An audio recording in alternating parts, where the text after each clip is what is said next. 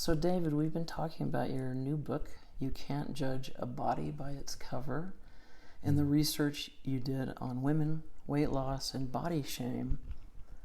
Today, I'd like to ask you, why read your book? That's a good question. You tricked me on that one. Okay, I'll tell you why. The reason is, one part of me wants to say that what I was able to do in the book and the skills that I have and what the message is. So I should say something about the message. The message is, women conventionally look at themselves in a way that is not only ineffective, they don't tend to make the body they want to make out of it. Yes. As I've said in other times, 95% of the people don't lose weight sustainably after a year. So it's not only ineffective, but it hurts, it injures, it shames. How so? It shames because a person has a set of eyes that looks at themselves. Not only, I would love for you to be healthier, sweetheart, I care about you so much, don't you think you would feel better this way? They may have some of that, but that viewpoint is also blended in with something that says, look at you.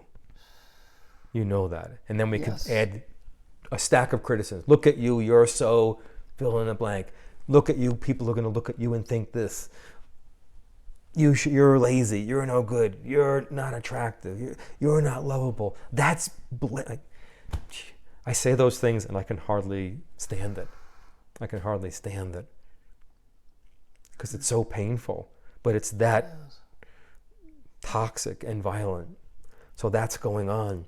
And that feeds into the motivation to exercise, eat differently. So I'm doing it because I want to be healthier, I want to feel better. But I also want to stop this thing from happening. Maybe we've made jokes before. Maybe if I hate myself enough, I'll change. It's almost, people don't say it that way, but that's kind of what's happening. Yeah. So you could say, well, maybe it works. It doesn't even work. And then it adds more hatred and body shame. And my message is, if you can look at yourself with a different lens, not a self-hating, self-loathing, you said before, shaming lens, how would that help? And what would we see different? What would you say different about what I eat, as opposed to I shouldn't eat that and I should eat less? Do you have a different message? Yes. What would you say different about my body getting larger or sagging or getting looser? What would you say different than, oh, this is bad, this is unhealthy? What would you add different? Does the body have an intelligence to it? I say yes. And how can I look at myself differently? I'm so used to thinking, well, isn't that true? How can I look at my body differently than that? So my lens says there's a way outside of shame. You can look at yourself, and it might make the weight loss strategy easier. It will make it easier. It doesn't mean it's 100%. It's not a panacea. Is that what you call that? Like, this is it, take my pill, it's all gone. There's still a life to be lived. Yes. I would say it's going to be more effective than conventional, but you don't hate yourself. You can build some self-love. But there's a second reason to read the book. And this is the thing that touches me the most. It's not my book.